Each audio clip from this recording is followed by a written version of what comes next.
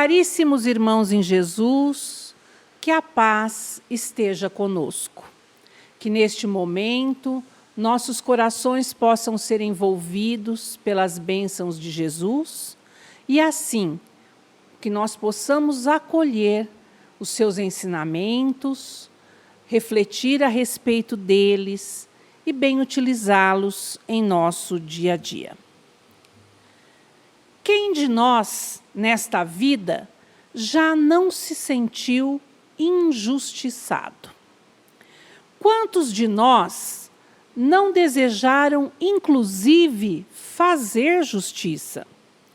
E quantos de nós, já nos sentindo tocados pelos ensinamentos de Jesus, já não pensamos, Deus há de fazer justiça? Assim, nossa proposta hoje é refletirmos sobre qual o significado de justiça para Jesus, bem como sobre o significado dessas palavras: bem-aventurados os que têm fome e sede de justiça. Bem-aventurado significa feliz ou abençoado. No capítulo 5 do Evangelho de Mateus, Jesus começou o inesquecível Sermão da Montanha. De que modo?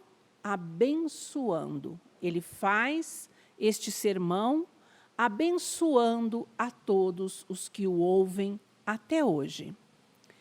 Com essas bênçãos, Jesus inverteu muitos valores comuns, dando honra aos pobres, aos que choram, aos humildes e aos perseguidos. Ainda hoje, os tempos não são fáceis. Ainda hoje, o Sermão da Montanha é leitura consoladora para todos nós. Entre as bênçãos desse sermão, Jesus declara: bem-aventurados os que têm fome e sede de justiça. E o que nós entendemos por justiça? Justiça, para nós, infelizmente ainda, é sinônimo de punição. No mundo em que nós vivemos, prisões ainda são necessárias, por exemplo. São necessários ainda mecanismos de coação, para que nós nos ajustemos, no mínimo, às leis humanas. Há aqueles também que usam o termo justiça para disfarçar seu real desejo, a vingança. Muitos de nós encobrem com a palavra justiça o seu desejo de vingança, esteja essa pessoa encarnada ou desencarnada. É muito comum nós ouvirmos, por exemplo, nas reuniões mediúnicas, espíritos declararem que fazem parte de grupos de justiceiros, ou seja, de vingadores. Aqui também, no plano material, temos muitos grupos assim, que se intitulam justiceiros, mas que, na verdade, são vingadores. Existe uma diferença muito grande entre a palavra e o significado mesmo, né? Da palavra justiça e da palavra vingança. E há aqueles que, se já compreenderam que não se deve fazer justiça com as próprias mãos, justiça no sentido de vingança, né? Entregam essa incumbência a Deus. Estranho? Entregam, sim. Há aqueles até que pensam e às vezes não dizem: o que é seu está guardado. Né? Já ouviram essa frase muito comum aí no nosso dia a dia? As pessoas, por vezes, aguardam que, se a vingança não está ao alcance delas, Deus há de vingá-las. E muitos tomam esta frase do Sermão da Montanha: Bem-aventurados os que têm sede e fome de justiça, para embasarem aquilo que pensam em termos de vingança. Mas quando Jesus declarou: bem-aventurados os que têm fome e sede de justiça, fome e sede, necessidades básicas, ele falava de algo que ia além da curta visão terrena. Para Deus, a justiça foi feita quando o mal se tornou justo, quando o pequeno foi ouvido, quando o necessitado foi ajudado, quando o oprimido foi libertado. Justiça para Jesus, que fala em nome de Deus, é sinônimo de ajustamento, como bem disse Torre Pastorino. Ele gosta muito desse termo, ajustamento, porque realmente a justiça, no sentido divino, é esse ajustamento da criatura às leis do amor. Justiça, então, é ajustar, acertar, corrigir o que está desalinhado, como, por exemplo, a opressão em todos os níveis. Desde aquele que usa a sua posição, o seu cargo, para oprimir o outro, né? Imprimir ao outro a sua vontade, exigir que o outro faça aquilo que ele considera correto, até o cônjuge que oprime o seu par. Então, a opressão está o tempo todo ao nosso redor. E o tempo todo nós temos que nos ajustar para que ela deixe de existir. Se nós não queremos ser oprimidos, nós também não devemos agir como opressores. Então, há necessidade de ajuste. Certa feita, Gandhi foi procurado por um senhor do seu povo, desesperado, empunhando a espada na mão, que dizia precisar muito de ajuda. Ele disse: pode falar, o que você deseja? Ele conta: meu filhinho, e mostra o tamanho da criança, assim, com a mão bem pequena, foi assassinado por um muçulmano. Diga-me, o que devo fazer? Estou pronto para fazer qualquer coisa para fazer justiça à morte do meu filho. E Gandhi lhe pergunta: o que você pretende fazer? Ele responde: pretendo matar com esta espada muitos muçulmanos, seus filhos, para que eles nunca mais pratiquem atos como esse. Gandhi ouve, pensa e responde: pois eu lhe digo que outra coisa precisa ser feita, e não essa. E aí o senhor lhe pergunta: o quê? Você procure um menino muçulmano assim, pequeno, como seu filho que foi assassinado. Um pequeno muçulmano que esteja órfão porque os seus pais foram também assassinados como seu filho.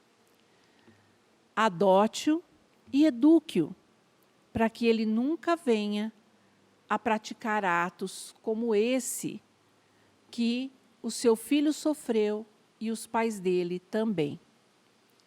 Vejam, é uma outra interpretação de justiça. É a verdadeira interpretação da justiça do plano divino. Não é a justiça material, é a justiça verdadeira. Essa, sim, precisa ser cultivada por nós. A justiça do mundo material, essa há as pessoas para aplicá-la. E como tudo que é aqui do plano material, tem lá as suas falhas. Mas a justiça do plano divino é perfeita. E nós precisamos aprender a nos valer dela e a agirmos principalmente de acordo com ela.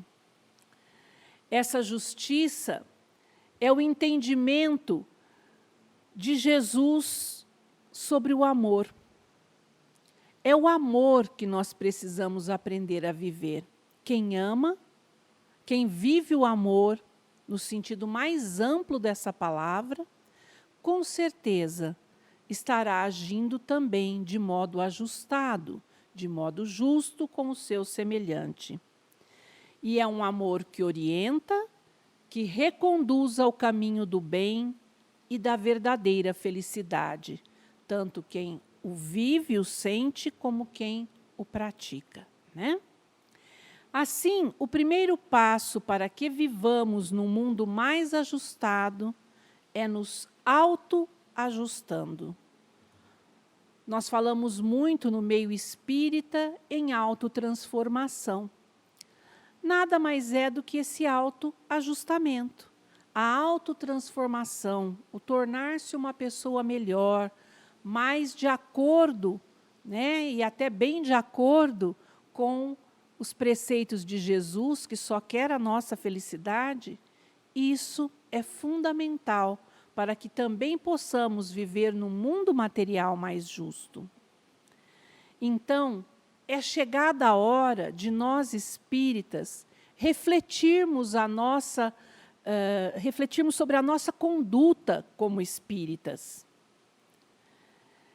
Recebemos tanto de Jesus, de Kardec, dos espíritos mais elevados. Está na hora de nós alçarmos voo do ninho. Jesus veio há tanto tempo, nos ensinou, nos orientou. Nós ainda pouco aprendemos, pouco absorvemos, mas já tivemos uma luz. Aí veio Kardec, vieram os bons espíritos junto com ele, para novamente nos dar uma oportunidade dessa autotransformação, de sermos melhores. E nos ofereceram muito suporte, muito conteúdo para que assim fizéssemos. E mais do que isso, deram grandes exemplos. Jesus foi puro exemplo, pura vivência de tudo aquilo que disse. Então é chegada a hora de nós pararmos de nos comportar como aqueles passarinhos de biquinho aberto no ninho, reclamando o alimento de seus pais. E alçarmos voo em busca do nosso próprio alimento e, principalmente, de alimentarmos aqueles que ainda necessitam de nós. O alimento nos foi dado. O Cristo Consolador veio. Agora é chegada a nossa hora de voar e levar a mensagem de amor, sim, por onde passarmos, mas principalmente a levarmos por meio de nossa prática, de nossas vivências, que a nossa conduta fale por nós e não as nossas palavras simplesmente. É um desafio? Com certeza. A gente normalmente começa nos autopoliciando, desviamos da conduta e parece que um sinal de alerta acende dentro de nós. Opa, estou pegando o caminho errado de novo. E aí você se reconduz para o caminho correto. Já é um bom começo. Nossa, lá vem aquele mau pensamento de novo. Olha lá, eu desejando vingança como se isso fosse uma justiça. E, novamente, o sinalzinho pisca e nós procuramos nos corrigir. E, de tanto nos corrigirmos, acabamos por incorporar essas correções, essa conduta, como a melhor. E quando nos damos conta, já não estamos mais nem pensando de forma desajustadas. Já estamos caminhando no bem. Já estamos praticando espontaneamente o amor. assim precisa ser. Nós precisamos também ser mais atentos com aquilo que nos chega. Porque no dia a dia, nós somos toda hora atacados mesmo por informações, nem sempre verdadeiras, outras vezes, infelizmente, muito verdadeiras, que nos fazem ficar preocupados, ter pensamentos ruins, quer seja pelos meios de comunicação ou mesmo pela fala dos que nos estão próximos ou nem tão próximos. É a desesperança, é a angústia, é o medo, são pensamentos numa sintonia muito baixa. Quando isso acontece, nós precisamos mudar o nosso padrão vibratório. E tem horas que ele fica tão baixo, vocês já devem ter experimentado isso, eu já experimentei. A nossa sintonia desce tanto que nós temos dificuldade de rompê-la para encontrar uma sintonia melhor. Uma das soluções maravilhosas para isso, tenha sempre à mão, é reler as bem-aventuranças, né? O Cristo Consolador, o Sermão da Montanha. É uma forma de nós nos reconectarmos. E olha que às vezes a sintonia está tão baixa que nós temos dificuldade de nos movimentarmos em relação a buscar o Evangelho, a acessá-lo pelo celular, onde quer que estejamos, para podermos mudar esse padrão vibratório. Nós precisamos não nos deixar contaminar, porque quando nós nos deixamos envolver por essas vibrações ruins, nós acabamos por também emitir vibrações ruins e nos desviarmos do caminho do amor, do caminho do ajustamento, do caminho da verdadeira felicidade. Sendo assim, meus irmãos, que nós assumamos perante Deus, sim, Pai, temos fome e sede de justiça. Precisamos nos sentir concretamente amparados. E quando isso bater, quando esse desejo vier, assim tão inflamado, que nós nos lembremos da oração da paz, atribuída a São Francisco, que tantas boas orientações nos traz e que confirmam o que nos ensinou Jesus nas bem-aventuranças. Senhor, fazei de mim um instrumento da tua paz. Onde houver ódio, que eu leve o amor. Onde houver ofensa, que eu leve o perdão. Onde houver discórdia, que eu leve a união. Onde houver dúvidas, que eu leve a fé. Onde houver erro, que eu leve a verdade. Onde houver desespero, que eu leve a esperança. Onde houver tristeza, que eu leve a alegria. E onde houver trevas, que eu leve a luz. Ó Mestre, fazei que eu procure mais consolar do que ser consolado, compreender do que ser compreendido, amar que ser amado, pois é dando que se recebe, é perdoando que se é perdoado, e é morrendo que se vive para a vida eterna. É preciso que façamos morrer dentro de nós a opressão. É preciso que façamos morrer dentro de nós todos os nossos defeitos, para que renasçamos agora. Não precisa ser numa próxima encarnação. Para que renasçamos agora como pessoas melhores, como espíritos melhores, e façamos do nosso mundo, em meio a toda essa turbulência, um mundo melhor de ser vivido. Que o desejo de ajustar-se, meus irmãos, para ajustar, permaneça sempre vivo em nós. Deus nos abençoe a todos, que nós possamos sempre e sempre estarmos unidos ao Pai para a nossa verdadeira felicidade. Até um próximo encontro. Olá, meus amigos, eu sou Marco Aurélio, sou expositor espírita aqui do SEAC Bauru, do Centro Espírita Amor e Caridade, e mais uma vez nos reunimos aqui para trazer a nossa visão, algumas considerações sobre temas relacionados à codificação. O tema de apresentação, de estudo hoje é provas e expiações. Mas antes de iniciarmos aqui a nossa apresentação, eu gostaria de convidá-los a uma breve oração.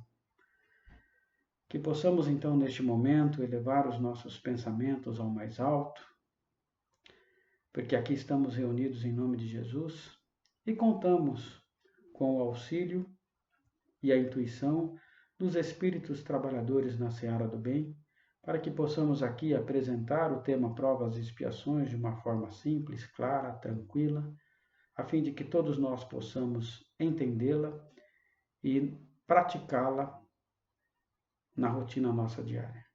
Que Jesus abençoe a todos nós, que assim seja.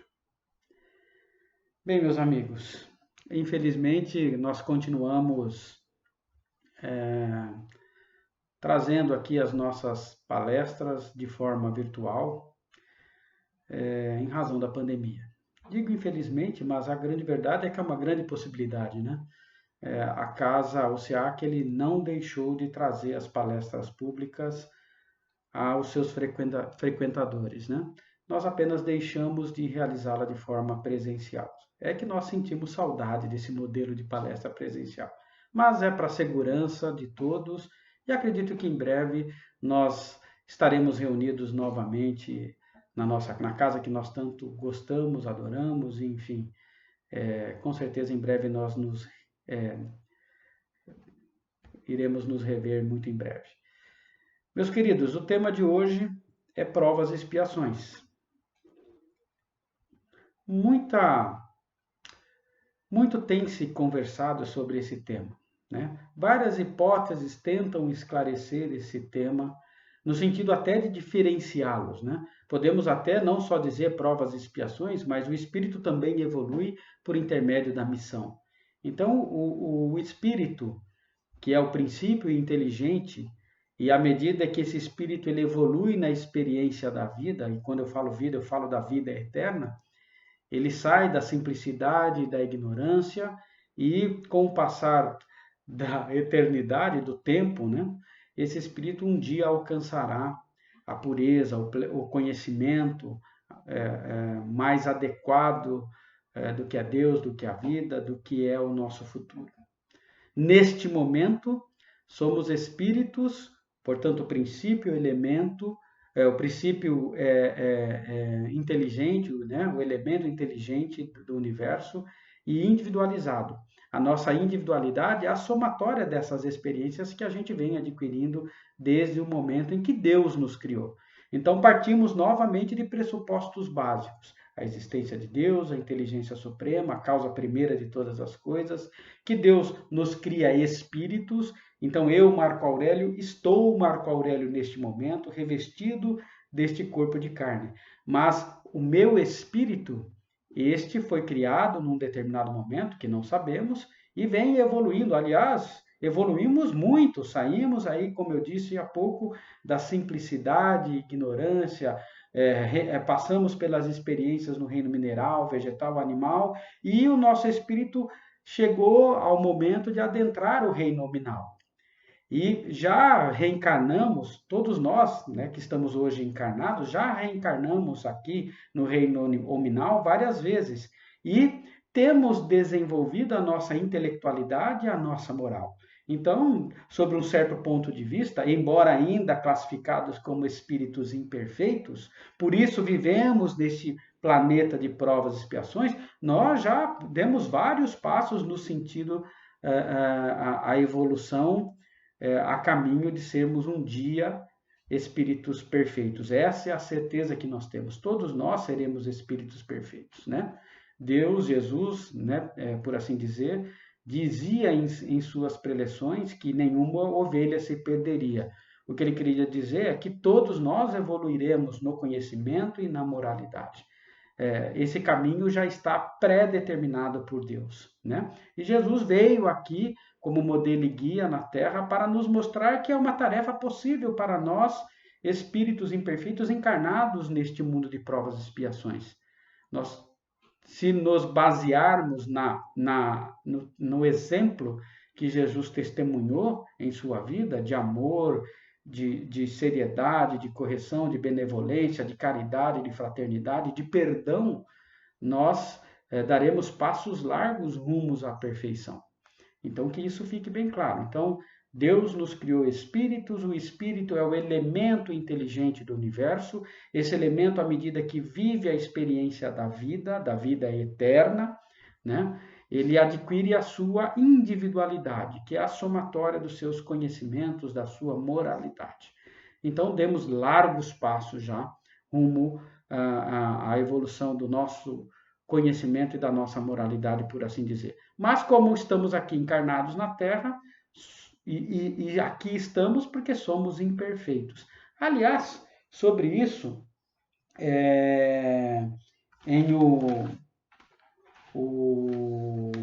tendo aqui como referência o Evangelho segundo o Espiritismo, no capítulo 3, e o título desse capítulo é Há Muitas Moradas na Casa do Meu Pai. Santo Agostinho diz que se avalia a evolução do espírito sobre três características básicas. Primeiro, a intelectualidade, né? O nível de conhecimento que o espírito já adquiriu. Como eu disse há pouco, nós já vivemos várias reencarnações, então nós já adiantamos o nosso nível de intelectualidade. A grande prova disso é só observarmos o mundo que vivemos atualmente em relação ao mundo de 100, 200, 300 anos atrás. Evoluímos muito no conhecimento, na tecnologia, né? O outro aspecto das características que classificam o nível, né, de evolução do espírito, além da inteligência, são as qualidades inatas, né? Vejamos bem no mundo aí fora como as pessoas são diferentes. Há pessoas que não dão valor nenhum à vida, à propriedade, né? Então cometem os mais absurdos dos crimes. Há outras pessoas, como a grande maioria de nós, que trabalha, que batalha pelo sustento da família, respeitam a propriedade alheia, respeitam a vida, jamais teriam aliás, isso nem passa pela cabeça, acredito que da maioria das pessoas, em tirar a vida ou agredir a alguém, né? Então, isso mostra, né, que já temos qualidades inatas relacionadas ao bem, né? Já trazemos isso de outras reencarnações porque vivemos várias experiências. Já temos um aprendizado significativo também na questão das qualidades inatas, né? Em especial as que destacam a nossa benevolência, enfim. Mas podemos falar de várias qualidades inatas, né? Pessoas que, por exemplo, já vêm com um nível de conhecimento bem específico, que carregam nessa sua encarnação atual conhecimentos do passado, e isso fica bem nítido, bem claro quando a gente tem um nível de relacionamento mais íntimo com a pessoa, né? Então, falamos de dois pontos, a inteligência, as qualidades inatas, e, por fim, classificamos os espíritos no seu nível de evolução também pelos vícios ainda presentes. E aí a gente lembra, né, que em várias vezes na codificação a gente lê que os dois grandes vícios da humanidade atual são o orgulho e o egoísmo. Eu tenho que concordar com isso, porque mesmo nesse nível de intelectualidade, de conhecimento, e falo por mim mesmo, que nós temos das leis de Deus, agora em específico falando do conhecimento da doutrina espírita, a gente ainda carrega muito de orgulho e de egoísmo. Então, temos que aprender muito ainda. São vícios que nós ainda não conseguimos desbastar, né? Então, por isso que se diz muito que ainda evoluímos muito na intelectualidade, precisamos evoluir, acelerar a nossa evolução nos tempos atuais no quesito moralidade, né? Então, isso fica bem claro. E só há duas formas de evoluir. Deus interage, né? Nos coloca à disposição as leis divinas, as leis universais, para que possamos acelerar a nossa evolução, né? E esse processo de acelerar a nossa evolução, ele passa por dois caminhos. Os caminhos das provas e os caminhos das expiações. Podemos citar também, muito de en passant, a questão do caminho das missões, porque raros são os espíritos que se encontram num estágio missionário. Aqui na doutrina espírita, por exemplo, podemos usar como exemplo Jesus. Jesus é um espírito puro que encarnou na Terra para nos deixar um exemplo de benevolência, de caridade, de fraternidade, de possibilidade de perdoar as ofensas. Jesus veio num caráter missionário, né? Entre outros grandes e eminentes personalidades que trouxeram grandes mudanças no conhecimento e na forma como a humanidade se relaciona. Esses são os grandes missionários. Gandhi, o próprio Kardec, entre outras pessoas, né?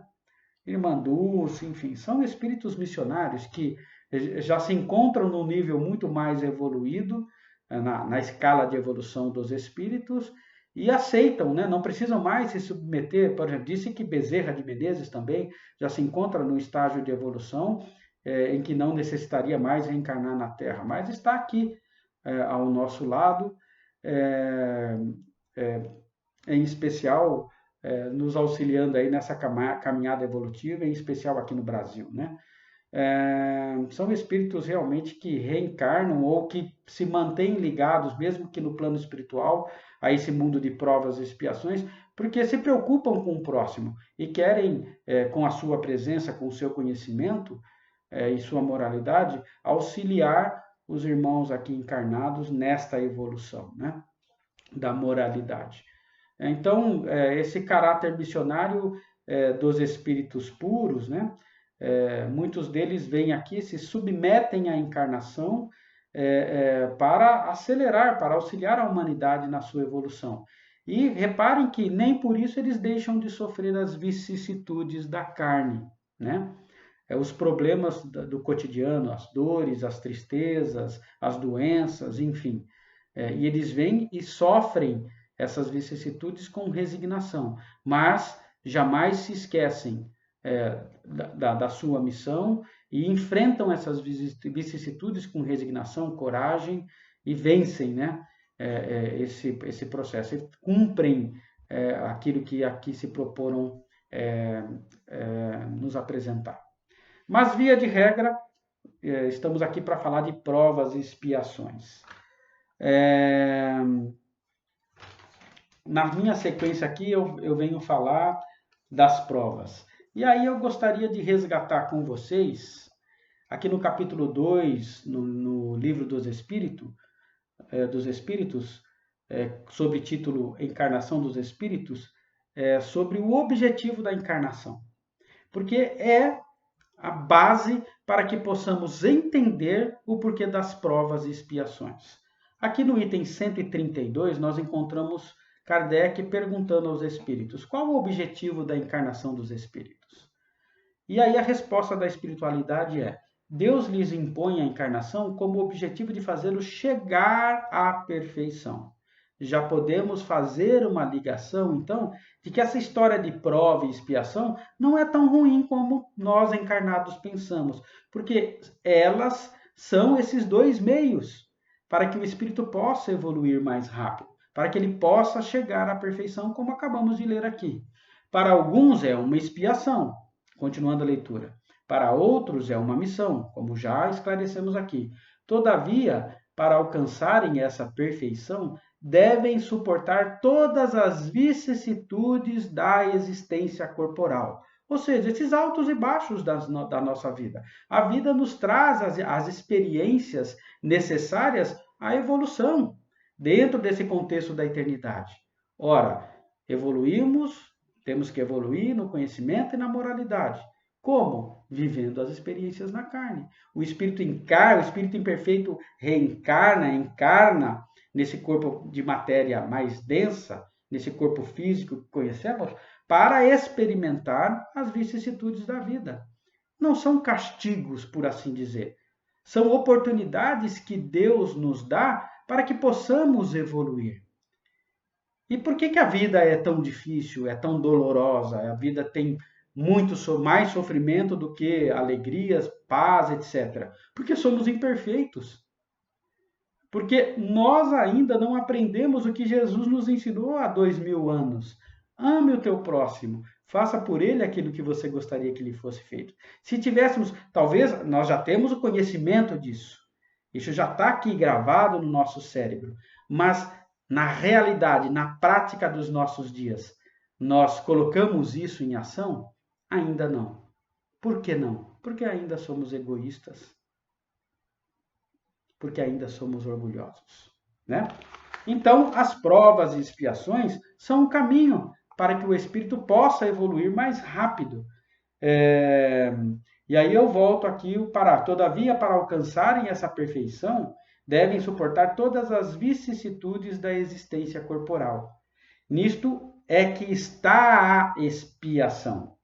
A encarnação também tem outro objetivo, e aqui apenas para ficar registrado, que é o de colocar o espírito em condições de cumprir sua parte na obra da criação. O universo não é estático. Nós, ao nos relacionarmos com as pessoas, nós movimentamos a vida, não só a nossa, mas a vida de todos. E aí, num reflexo condicionado ante o universo, todo o universo se movimenta a partir da interação dos espíritos com o meio em que vivem. Isso é da lei de Deus, é uma lei natural.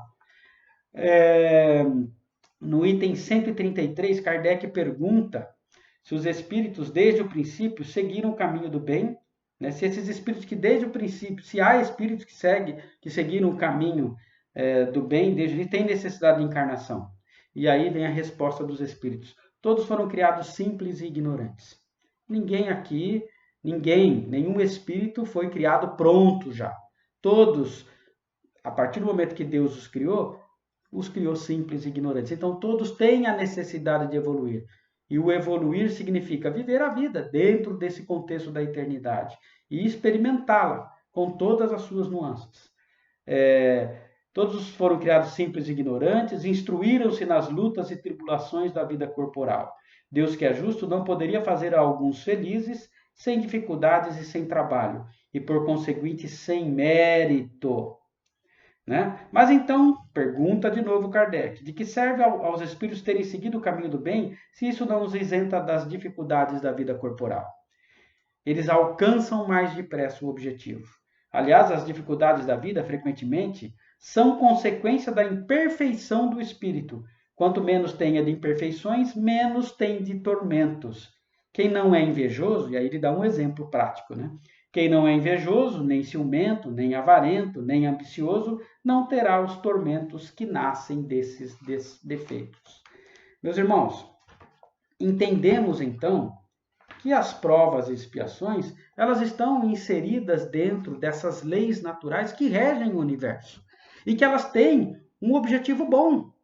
Deus não é a inteligência suprema, a causa primeira de todas as coisas, Deus é Pai, criou os espíritos para que sejam felizes. A felicidade está lá nos mundos divinos celestes, onde habitam os espíritos perfeitos. Um dia chegaremos lá, mas para entender o que é felicidade, eu preciso entender o outro lado da moeda. Eu preciso viver as experimentações. Nós vimos aqui que o espírito ele evolui mais rápido com as provas. Imaginem vocês, vamos lá, num caráter prático, para que possamos entender bem a definição de provas. Né? Na revista Provas e Expiações, desculpe. Na Revista Espírita de setembro de 1863, Kardec responde a um grupo que estava estudando exatamente essa questão das provas e expiações. Né? E aí ele traz alguns conceitos sobre provas e expiações. Expiação se diz que tem um caráter de castigo, né? É uma pena que importa para o resgate de uma falta com o perfeito conhecimento da parte do culpado punido da causa desse castigo, quer dizer, da falta a expiar, e é sempre imposta por Deus. Ora, quem expia, expia porque errou. Então, vamos tirar essa questão de castigo. Na verdade, é uma oportunidade de aprendermos com o nosso erro, entender que erramos e que não. E o mais importante é que só teremos a prova de que nós erramos se nos submetermos novamente à mesma situação, já carregando esse conhecimento do passado, nós faremos uma escolha diferenciada no sentido do bem. Então, começa-se aqui a diferenciar essa questão de prova e expiação. Toda prova tem uma conotação de expiação? Não, não. Como eu disse, os espíritos puros que encarnam aqui na Terra para cumprir missões, eles a escolhem de livre vontade. Não precisariam passar mais pela experiência da vida na carne e, consequentemente, sofrer as vicissitudes da vida. Eles usam o seu livre-arbítrio para praticar a benevolência, para auxiliar os seus irmãos que ainda não entenderam a questão da vida e da possibilidade das escolhas relacionadas ao bem, né? Mas toda a expiação ela está inserida num contexto de prova, né? Então, prova, por exemplo, o aluno, para ele entender, para que ele saiba que ele tem o conhecimento das coisas, ele antes passa pela experiência do estudo, e aí ele se submete a uma prova, né? Ele marca uma prova, ele precisa realizar uma prova, e o resultado dessa prova vai realmente definir se ele entende, compreendeu, sabe ou não a matéria. Da mesma forma, nós espíritos, né? Quando nós olhamos, estamos lá no plano espiritual, revendo tudo que aconteceu conosco no passado, né? E percebemos que erramos, que temos que evoluir numa determinada situação, nós planejamos passar por essa prova. Por exemplo, a prova da pobreza. Eu olho lá na minha história passada e eu vivi uma vida de riqueza. Fui orgulhoso, fui egoísta, usufruí da minha riqueza sem beneficiar ninguém, sem dar emprego, sem auxiliar ninguém, sem a prática da caridade material, etc. Eu só abusei da minha riqueza. E eu inflei os meus vícios com a prova da riqueza. Opa, voltei para a espiritualidade e vi que eu pisei na bola. Então eu vou planejar agora viver na pobreza, porque eu preciso entender o outro lado. Aí, vivendo na pobreza, eu reencarno, planejando reencarnar num ambiente de pobreza total, de insuficiência de possibilidades de aquisição de conhecimento, de desenvolvimento intelectual e, consequentemente, financeiro. Vivo na pobreza, consigo entender que precisamos dividir. Precisamos uns dar as mãos aos outros, né? Quem tem mais tem que dividir com quem não tem nada, né? Tem que auxiliar aquele que não tem nada. E beleza, vivi a prova da pobreza e volto para a espiritualidade. Aprendi a lição? Sim. Eu preciso auxiliar os meus irmãos que sofrem. Ótimo. Agora eu quero voltar de novo lá com a prova da riqueza, porque eu não passei nessa prova. E aí eu volto, planejo de novo a minha reencarnação para passar pela prova da riqueza novamente que eu falhei. E nessa terceira reencarnação, eu utilizo a minha riqueza para desenvolver a humanidade, para auxiliar a humanidade, para auxiliar aqueles que sofrem, para dar emprego aos que não estão desempregados, etc. Né? Olha a gente vendo o ambiente de provas e expiações trabalhando em conjunto. Né? E aqui continua, né? A prova não implica nenhuma ideia de reparação. Pode ser voluntária ou imposta, mas não é a consequência rigorosa e imediata das faltas cometidas. É o que eu acabei de explicar aqui e eu voltei a ler aqui a Revista Espírita de setembro de 1863. A prova consiste mais na maneira pela qual os males foram suportados, do que em sua intensidade, que, como felicidade terrestre, é sempre relativa para cada indivíduo. Então, meus queridos, não importa, né, que possamos aqui divagar sobre essas ideias, sobre esses conceitos de provas e expiações. A vida nos é posta como a conhecemos hoje. Planejamos estar, para que eu possa estar na prova da riqueza, da pobreza, na prova, nas mais diversas possibilidades de aprendizado aqui na carne, eu planejei. Eu estou inserido no contexto familiar que eu deveria estar inserido. Eu estou no ambiente social, no país, na cidade, etc., né? No contexto de relacionamento com as pessoas que eu deveria estar para adquirir as experiências e evoluir no conhecimento e na moralidade. Então não nos preocupemos tantos com conceitos. Será que eu estou aqui vivendo uma prova? Será que isso aqui é uma expiação? Não interessa. O mais importante é a ideia central. As provas e expiações são um benefício de Deus nos dado pela reencarnação para que possamos retomar o nosso aprendizado. Então esqueçam desse conceito de castigo. É um aprendizado. Tanto a expiação como a prova são necessárias à evolução do espírito humano, no conhecimento e na moralidade. Eu trouxe aqui um resuminho, né? O que importa não é saber diferenciar se estamos passando por uma prova ou expiação. O que importa é vivenciarmos estas diversidades com fé, com resignação, entendendo, né, que somos filhos de um Deus que é Pai e, como tal, quer sempre o nosso bem. Meus irmãos, basicamente, o que podemos falar sobre o assunto nesses poucos minutos é isso. Que possamos ter esse conhecimento de que a vida é essa grande oportunidade que Deus nos dá, de deixar o passado lá atrás, e se ele fosse importante, Deus não nos imporia o esquecimento quando reencarnamos. Então, o passado pouco importa, até porque se nós olharmos para o que somos hoje, nós vamos entender exatamente no que devemos evoluir. Basta uma autoanálise sincera, tranquila. Busque conhecer-se, entender onde você erra. E o erro é aquilo que faz mal não só para você, mas também que causa mal a outrem, né? Então, que possamos analisar bem no nosso íntimo os nossos vícios, né? Porque, como já disse Santo Agostinho, evoluímos na intelectualidade, nas qualidades inatas, mas ainda carregamos muitos vícios, em especial o orgulho e o egoísmo. Que possamos, então, viver as experiências da vida com fé, acreditando que Deus existe, sabendo, tendo essa convicção, Deus existe. Nós somos espíritos imortais, viveremos para todo sempre. Que esses 90, 100 anos não são nada para a vida eterna do espírito. Eles nos são necessários neste momento para que possamos desbastar as nossas imperfeições. E sofremos na terra porque somos imperfeitos. Mas somos imperfeitos porque ainda não compreendemos o que é Deus, o que é a vida, o que é o nosso futuro. Então, a escola é agora, a escola é a terra para os espíritos imperfeitos. Que possamos enfrentar a vida com coragem, com resignação diante das dificuldades, mas que não nos entreguemos, né, à mercê da tristeza, né, à mercê da apatia, que possamos, diante das adversidades da vida, reagir em sentido contrário.